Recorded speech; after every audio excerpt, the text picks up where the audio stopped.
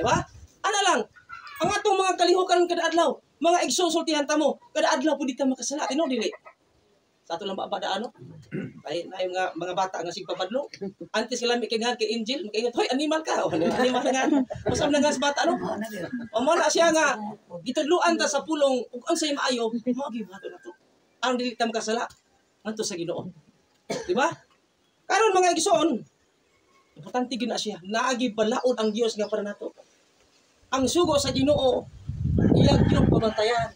Kabalo pa mo ko sa sugo sa Ginoo. Kung sa may nabirong sugo sa Ginoo, mga bata, kasabot mo. Kung sa may pinakaunang sugo sa Ginoo, dili sa kalibutan. Bisan ganit ang mga dagkuno, watak ibaw no, kung sa pinakaunang sugo. Ngano man, labi na og sa usa ka buwan, malay kasimbatag ko sa. Di ba? Dili po ta hinimahon, muna watak ibaw ko sa sugo. Busa nining mga takda ang mga igsoon. Ang balaod sa Ginoo, ang pulo sa Ginoo, dili na ni, og sa siyape pa ni, delivery na ni. Ang nakanindot pag ini mga igsoon, kay wa pa gini bayad. Amen? Kung naka-snack niya. Salamat sa Ginoo.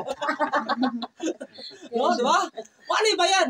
Delivery ni, no? Mga igsoon, gikan pa mi kananga, salamat sa Ginoo, maayo ang pagbiyahe, unya nakahatod mi ning mga mensahe dinis inyo napit. Dili ingon nga nagdala mi relihiyon nga mong i-promote kun dili. Ang atong i-promote ni mga takna ang Dios. Amen. Kaya ron nga mahibalo ta mga igsoon. Unsa may unang sugo sa Ginoo? O mahibaw pag-abot ni Ginoong Hesus sa kalibutan, unsay pinakauna niya sugo? Watak hibaw no. Mo na akong giingon, di ta kahibaw kay labi na tag sa gitam ni ba, no? So karon mga igsoon niya para makahibaw ta kung sa ito baton. So wala sa nakasulat din sa Marcos. Marcos kapitulo 12 bersikulo ato ni binisayon ha kay Bisaya man ta ato Englisyon ting maglisod tag sabot noon, no? Ato ni binisayon mayo. So mato pa din sa 12 bersikulo 29. Si Jesus mitubag nga nag-ingon. Ang sugo nga una tanan mao kini. Patalinghugi o Israel ang Ginoo nga atong Dios ang Ginoo sara. O sayo na sugo? Patalinghugi. O sa man kanang kung pulong patalinghugi kumbaga kinaraan na kayo no? Lawom kayo no? O sa na sa ato karon? Paminaw. Paminaw. Oh, paminaw na kanang patalinghugi patalinghugi pon kada bantawgon ano wa man ka patalinghugi wala maminaw sa aton maminaw. Ingon ang balang kasulatan ni Gison ang unang sugo matud ba sa Biblia patalinghugi o Israel. Ang Ginoo nga atong Dios kay ang Ginoo usara. Pila atong Ginoo? Usara. Daghan tayo diri Dios kalibutan pero ang Biblia nagsulti og usara ang Dios nato. Kana nga usa nga Dios mao na nagbuhat sa langit ug sa yuta. Kabituunan, mga buwan, adlaw talangan lakip na ni atong kinabuhi. Mao bitaw nga ang ayan kita magpasinungog. Tagantag kusog sa Dios nagkabuntag. Magpasalamat as Ginoo nga naman. Mapobre man tag madato, wa tay laing puhunan. Kusog, amen? Oh, karon dato ka, daghang kay kagbahande, daghang kag sakinan, unya plaster ka. Kung gamit ka na nimo. Di ba di na ito magamit to? Daghang kag bulawan niya. Unya, ang mata lang yung pitok-pitok. Why, gamit mo na nga, ang pinakapuhunan na to sa atong kinabuhis kalibutan, kinig yung kusog po sa, mapasalamat na kita sa Ginoo. Adlaw-adlaw. Now, karon mga igsoon ini ang atong sindro din kini sugo kan makasabuta kay usa man nato pagka hibalo nga mo din sugo maglisod betag tuman kung wa ta hibaw di ba kini mga sugo ang mga igsugong ato kining pagabuhaton ni ato sa mga kagalingon kaysa may magbenepisyo niini di ba dili ang atong silingan dili ang atong mga anak kung dili kita mismo sa atong sarili kay kita pagdating sa panahon mga igsoon mag-iyahay magitag pangatubang dito sa husgado o sa hukmanan sa Ginoo. Kay sumala sa mga istorya sa atong igsoon na ang atong madalarin ngadto sa iyang atubangan ang atong mga binuhatan diri kung usa kitang klaseng pagkatao, kung usa atong gihimo, kaya ang sugo sa Ginoo gugma man. So unsa o man pagkakita sa tao na kining gugma na kanimo? Ug unsa o man nato pagpakita sa tao na kita usa ka Kristohanon? Unsa may atong usay mga palatandaan na masabi na si Brother Kristohanon mga igsoon ng palatandaan kung noon madamot kita ngayon dili na nga naman kaniadto di ta mohatag mga suga sa atong mga silingan pero karon na nakabati ka na sa pulong magyatago na kita so diha makita mga igsoon na makaingon na atong mga silingan uy nausa man isla si Mari si Pare niya tuti man Islam ng hatag sila pero murag na bago na sila so may mga igsoon mao ka na ang mga buhat sa puno sa Ginoo na masasabi na anak kanimong banal na espiritu ang puno sa Dios na imong nabatian, imong gi-apply sa imong sarili. Kasi kagaya ko na mga igsoon, gaya ng binagat sa atong igsoon ganina, na ipahigog malagi ang kaaway, di bansod tayo.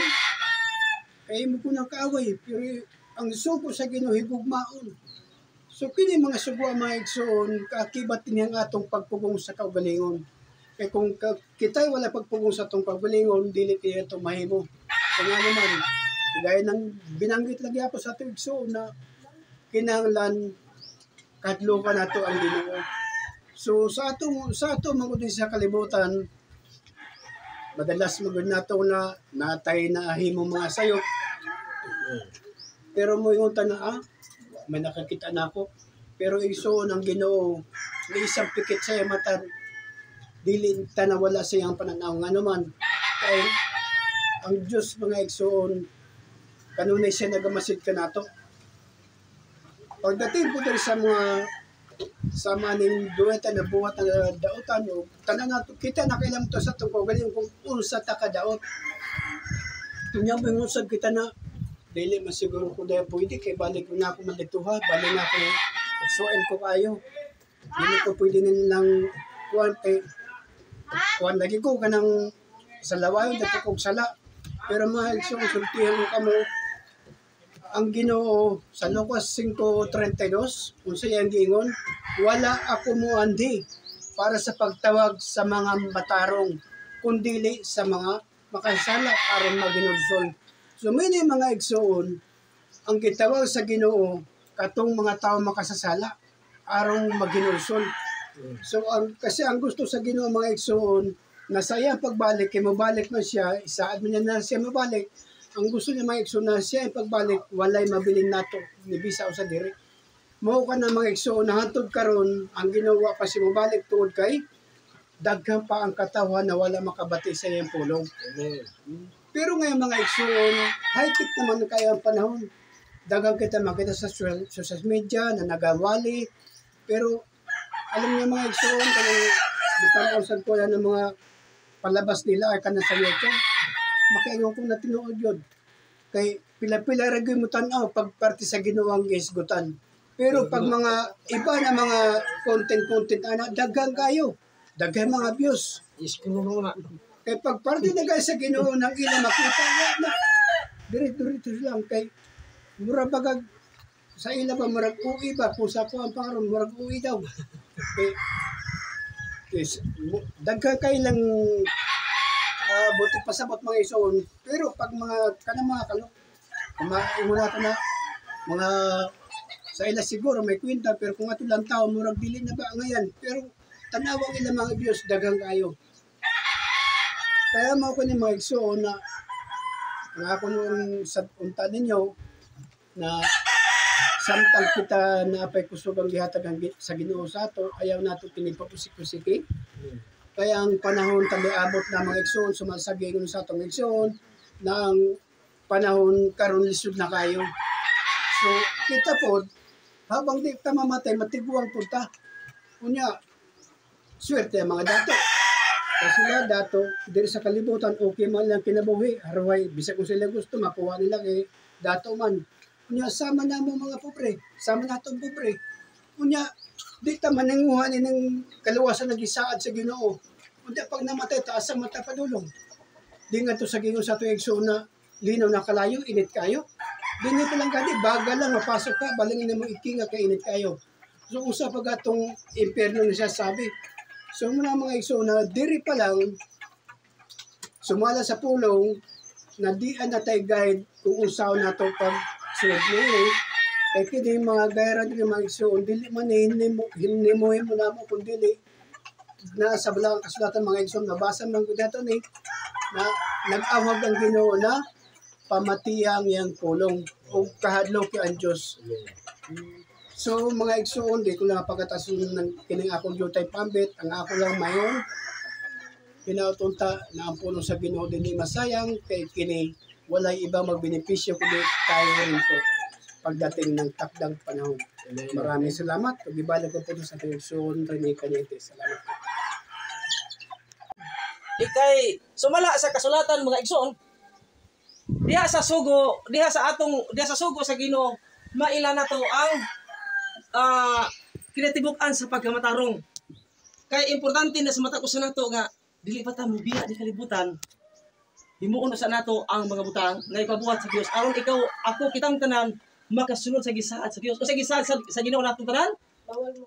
Kinabuhing walay katapusan. Ang iyang sugo tinuod na bawal mangawa, tinuod na.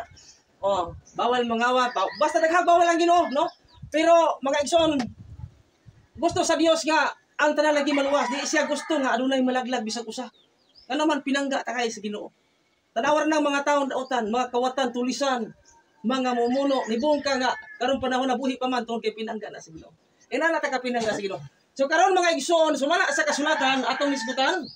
Kaya kita, ano naman tayo pagtuo sa Diyos? Sumala siya nakasulat sa Ecclesiastes 12, versikulo 13. Alam mo kay bulong ha, kadak-udak po kung tingog kay. Kadak-udak po kung gamay. So, wato pa rin ang nakasulat din sa Ecclesiastes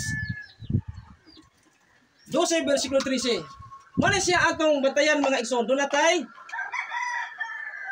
Dunay gihatag ang Diyos nga pamaagi. Aron ta man nagpakasabot sa iyang mga kabalauran. Kay nituo naman ta Ginoo. Ang problema lang wa ta makasabot sa uban niyang mga kabalauran. Ingon ang malang kasulatan sumala sa nakasulat sa Ecclesiastes. Sa bersikulo 13 nag-ingon dinhi. Kini mao ang katapusan sa butang. Ang tanan nadungog na kadluki ang Dios bantay ang isugo kay kini mao ang katungdanan sa tao. Mo ni gisulti ni. Kadlukan daw nato ang Dios, bantayan ang isugo, kay mo na katungdanan sa mata sa katao. Kita day nga mga tao diri sa kalibutan.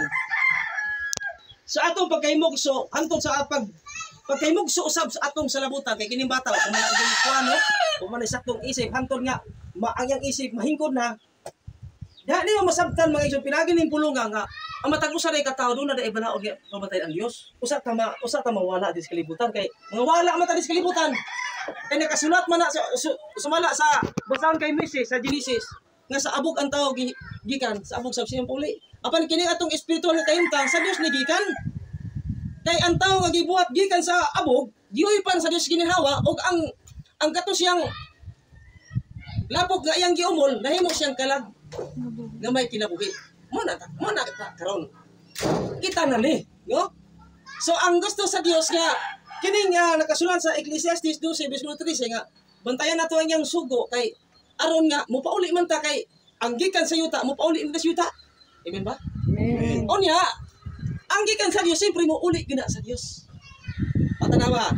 Unya nag-guide ang Ginoo nga kinahanglan bantayan ang iyang sugo kay dili sa kalibutan mga igsoon wala tay ang mga butang atong gipundar sa kalibutan dili na nato madala langit. Amen. Amen.